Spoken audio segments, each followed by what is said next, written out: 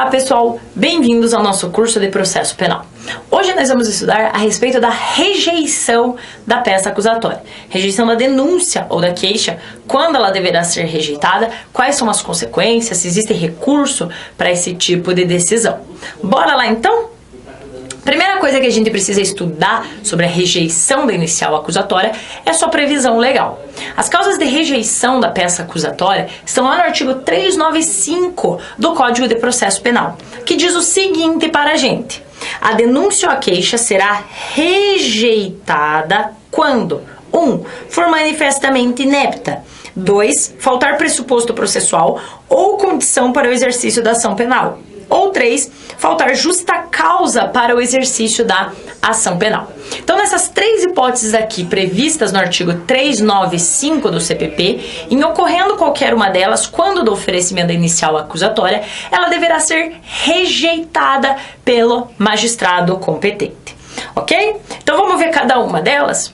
A primeira delas é a inépcia da inicial acusatória, inépcia da peça inicial, da peça acusatória. Onde que está prevista a inépcia da inicial? Quando que eu sei que uma peça acusatória, quando que uma denúncia, uma queixa, ela é inepta?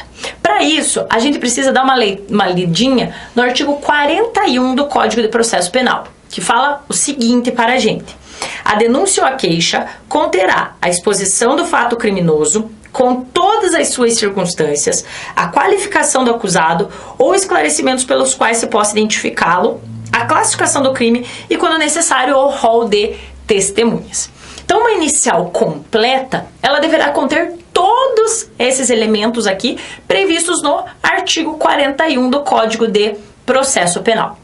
A questão que se apresenta aqui é: se faltar qualquer um desses elementos previstos no 41 do CPP, a inicial deverá ser rejeitada? E a resposta é não. Nem todos esses elementos aqui, a ausência desses elementos do 41, geram a inépcia da inicial.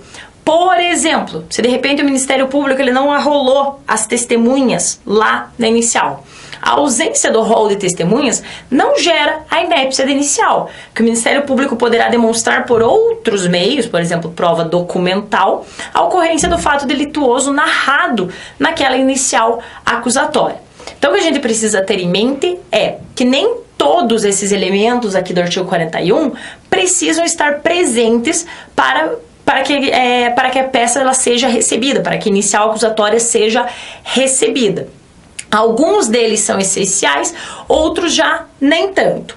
Um que gera bastante polêmica na doutrina é a respeito da classificação do crime. A doutrina que entende que é um elemento essencial, já majoritariamente entende que não é um elemento essencial, muito em razão também da emendatio libelli prevista lá no artigo 383 do CPP, que o Ministério Público ele pode se equivocar na classificação jurídica dada pelo delito, e isso pode ser consertado pelo magistrado através da emendatio libelli lá no momento da sentença. Mas o que eu quero dizer para vocês é que a ausência de repente de alguns dos elementos aqui, nem todos geram a inépcia da inicial. Somente aqueles ditos essenciais, como por exemplo a exposição do fato criminoso com todas as suas circunstâncias. Ora, o acusado, a gente sabe, no processo penal e ainda prevalece isso, ele se defende dos fatos. Então eu preciso ter a exposição do fato criminoso com todas as suas circunstâncias, para que haja a ampla defesa do acusado, para que ele não seja prejudicado na sua defesa. Ainda a qualificação do acusado ou elementos pelos quais eu posso identificar esse acusado. Eu não posso oferecer uma denúncia, uma queixa em face de ninguém. Não consegui identificar o acusado, não consegui falar qual é o acusado para chamar ele para se defender desse fato aqui. Então a ausência desses dois elementos, sim, pode gerar a inépcia da inicial. Ou mesmo a gente não diz da classificação jurídica do crime, da classificação do crime, já que ele pode ser corrigido através da emendatio libelli, prevista lá no 383 do CPP, e o rol de testemunhas, já que o fato ali narrado pode ser provado de outras maneiras, ok? O momento, gente, ainda falando de inépcia da inicial, o momento para alegação da inépcia da inicial é até a prolação da sentença. Então eu tenho até a aprovação da sentença para alegar que aquela inicial é inepta, que ela não preencheu aqueles requisitos previstos ali no artigo 41 do Código de Processo Penal. E a rejeição da denúncia com base na inépcia da inicial, ela só faz coisa julgada formal, uma vez que não há análise de mérito, e uma vez rejeitada eu posso reapresentar essa inicial acusatória. De repente eu conserto, falo, faltou o rol de testemunhas e o juiz rejeitou a inicial acusatória, falando que era inépcia inicial. Ora, eu apresento uma outra inicial com o rol de testemunhas. Ou ele rejeitou a inicial acusatória por entender que a exposição do fato criminoso não continha todas as circunstâncias. O fato não estava bem exposto ali, foi narrado de uma maneira muito simplória, que não ia permitir a defesa do acusado. Tudo bem, rejeita, o Ministério Público ou o querelante pode apresentar nova denúncia, nova queixa, agora expondo o fato criminoso de maneira mais completa. Então, a rejeição da denúncia, com base na inépcia da inicial, não faz coisa julgada material, faz só coisa julgada formal, e essa peça acusatória ela poderá ser reapresentada, ok? Uma segunda possibilidade de rejeição da inicial acusatória é a falta de pressuposto processual. E os pressupostos processuais eles podem ser divididos em pressupostos de existência e pressupostos de validade. E todos deverão estar presentes para que essa inicial acusatória ela não seja rejeitada. Os pressupostos de existência são os seguintes trazidos pela doutrina. O primeiro deles, a demanda ela seja veiculada através de uma peça acusatória, na qual ela contém uma pretensão punitiva. O que isso aqui quer dizer? Quer dizer que o juiz ele não pode iniciar um processo de ofício. O processo ele tem que ser iniciado através dessa denúncia ou da queixa, e na qual ela contenha essa pretensão aqui punitiva. O Ministério Público ou o querelante esteja buscando a condenação de um sujeito em razão da prática de um delito. Então, para dar início a um processo, eu preciso da denúncia ou da queixa. Na ausência da denúncia ou da queixa, ou seja, se o juiz, por exemplo, iniciar um processo de ofício, essa portaria ou essa denúncia oferecida pelo magistrado, ela deverá ser rejeitada, ok? Ainda preciso, como pressuposto de existência, um órgão investido de jurisdição, ou seja, não pode alguém que não é juiz aparecer lá no processo e proferir decisões nesse processo que está em trâmite. Eu preciso de alguém investido como juiz para que profira decisões nesse processo em trâmite aqui. Caso contrário, por exemplo, não foi um juiz que recebeu essa denúncia, essa queixa, isso aqui, esse processo ele deverá ser extinto sem julgamento de mérito. E ainda como pressuposto de existência que eu tenha a presença de partes que possam estar em juízo. Ação penal pública, por exemplo, quem detém a titularidade para apresentar a inicial acusatória é o Ministério Público.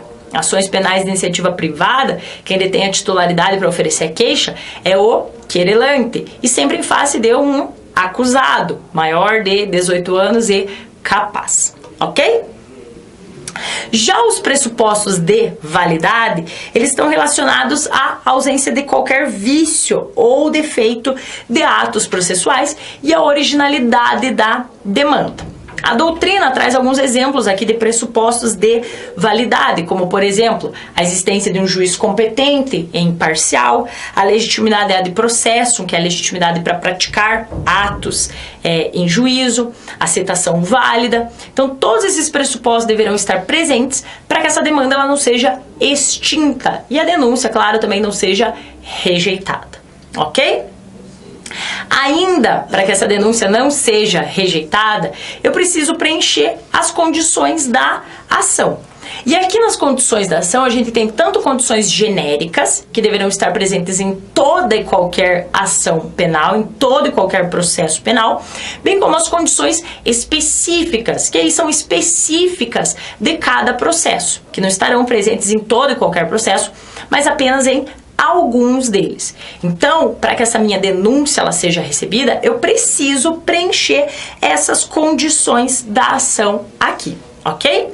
As condições genéricas da ação penal são classificadas pela doutrina como a possibilidade jurídica do pedido, o interesse de agir, a legitimidade ad causam, e até a de processo aqui também poderia ser incluída, mas eles preferem mais a legitimidade ad causam, e a justa causa. Todas essas condições aqui, gente, a gente estudou na nossa aula sobre ação penal, conceito, características e condições da ação penal, na qual eu remeto para vocês para não ficar muito repetitivo isso aqui. Mas o que é importante é saber aqui, que para a denúncia ou a queixa ela não ser rejeitada, ela precisa preencher essas condições da ação aqui. Possibilidade jurídica do pedido, interesse de agir, legitimidade ad causam e a justa causa. Ausente qualquer desses elementos aqui, ela deverá ser rejeitada, ok? O professor Auri Lopes Júnior, ele diz que essas condições genéricas aqui, só fazendo um parêntese sobre essas condições da ação, como eu falei, a gente trabalha melhor na nossa aula sobre condições da ação, ele prefere renomear essas condições gerais aqui, essas condições genéricas da ação penal. Ele diz que essa nomenclatura aqui é usada para o processo civil, que não se coaduna aqui com o processo penal. Então, o professor Auri, ele renomeia essas condições genéricas da ação penal como sendo a prática de um fato aparentemente criminoso, ou seja, na denúncia ou na queixa, deverá estar narrado a prática de um fato que seja aparentemente criminoso, a punibilidade concreta, ou seja, que já não esteja extinta a punibilidade por qualquer motivo, em razão da prática daquele delito, a legitimidade da parte e a justa causa. Então, só para vocês guardarem isso aqui, que às vezes pode aparecer aí na prova de vocês. As condições genéricas da ação penal são fato aparentemente criminoso, punibilidade concreta, legitimidade e justa causa. Vocês vão falar, mas não foi isso que ela falou. Ela falou possibilidade jurídica do pedido, interesse. Não apareceu isso aqui. Então, presta atenção que o professor Auri, ele usa uma nomenclatura diferente, que de repente ela pode acabar aparecendo aí para vocês, ok? Ainda, gente, dentro de condições da ação, como eu falei para vocês, alguns processos eles deverão ainda preencher, além das condições genéricas, algumas condições específicas, como é o caso, por exemplo, das ações penais públicas condicionadas à representação ou requisição do ministro da Justiça. Além de preencher as condições genéricas para que eu possa dar início ao processo penal, eu preciso da representação do ofendido ou da requisição do ministro da Justiça, que são condições específicas desse tipo de ação, mas que precisam ser preenchidas para que essa inicial acusatória ela não seja rejeitada, ok? Ainda, a denúncia ou a queixa ela poderá ser rejeitada na falta de justa causa. A justa causa é o lastro probatório mínimo para a instauração de um processo penal. Isso aqui foi introduzido na última reforma do Código de Processo Penal, para que a gente evite processos levianos, para que você já tenha um mínimo de probatório para dar início a um processo penal, para que você não inicie processos penais aí sem um mínimo de conjunto probatório. Ah, eu vou demonstrar ao longo do processo. Não, você já tem que ter um mínimo de conjunto probatório, mínimo de provas para dar início a um processo penal, para a gente evitar processos levianos e processos desnecessários e expor alguém ao processo penal, ok? Sobre as condições, sobre as causas de rejeição, era aqui até justa causa. Então, todas deverão estar preenchidas sob pena de rejeição da peça acusatória, ok?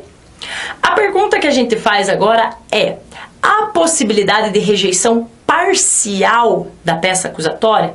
O magistrado ele pode rejeitar parcialmente a inicial acusatória, ou quando ele rejeita, essa rejeição tem que ser feita de forma total. Cuidado com essa pergunta, gente. O professor Renato Brasileiro responde pra gente falando que sim, há possibilidade de rejeição parcial da inicial acusatória. É só a gente imaginar a possibilidade do sujeito ele estar sendo denunciado por 2 ou mais delitos e de repente perceba-se que já está extinta a punibilidade em razão de um deles. Ora, em relação a esse, o juiz pode rejeitar sim a inicial acusatória. Então é perfeitamente possível se falar em rejeição parcial da peça acusatória. Quando ela é rejeitada, não há necessidade de rejeição integral dessa peça acusatória, ok? Qual é o momento para a rejeição da peça acusatória?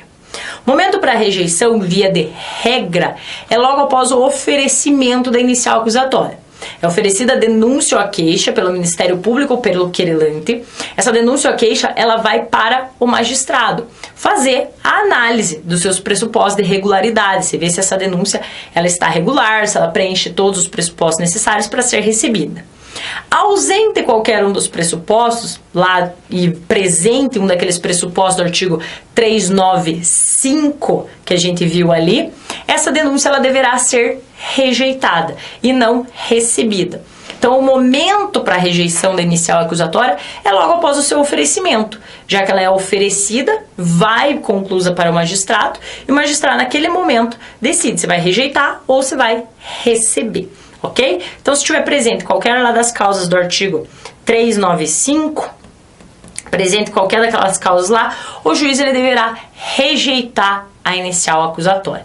Inclusive, esse momento aqui da rejeição está previsto lá no artigo 396 do CPP. Uma observação aqui bastante importante que deve ser feita, gente, é em relação àqueles delitos que prevê um procedimento especial, que prevê a oferecimento de defesa preliminar após o oferecimento da inicial acusatória. Por exemplo, nos delitos previstos lá na Lei 11.343, que é a Lei de Drogas. Nesses casos, oferecida a inicial acusatória, o juiz notifica o acusado para apresentar uma defesa preliminar. E somente após a apresentação dessa defesa preliminar é que ele decide se vai receber ou rejeitar a inicial acusatória. Então, nesses delitos que prevêem um procedimento especial, a rejeição da inicial acusatória, ela ocorre após a apresentação da defesa preliminar. Ok? E uma última pergunta para a gente fechar essa nossa aula sobre a rejeição da inicial acusatória é: qual é o recurso cabível da decisão que rejeita a peça acusatória?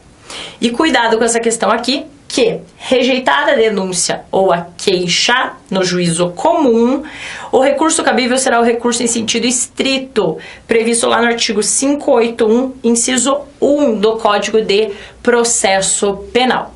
Então, no juízo comum, rejeitada a inicial acusatória, rejeitada a denúncia ou a queixa, caberá recurso em sentido estrito com base no artigo 581, inciso 1 do CPP. Cuidado que no juizado, no GCRIM, no Juizado Especial Criminal, o recurso cabível da decisão que rejeita a denúncia ou a queixa é a apelação. Então, lá no GCRIM, muda o recurso para o juízo comum, é o recurso em sentido estrito. Ok, pessoal? Então, muito obrigada sobre a rejeição da inicial acusatória. Era isso que eu tinha para passar para vocês. Bons estudos!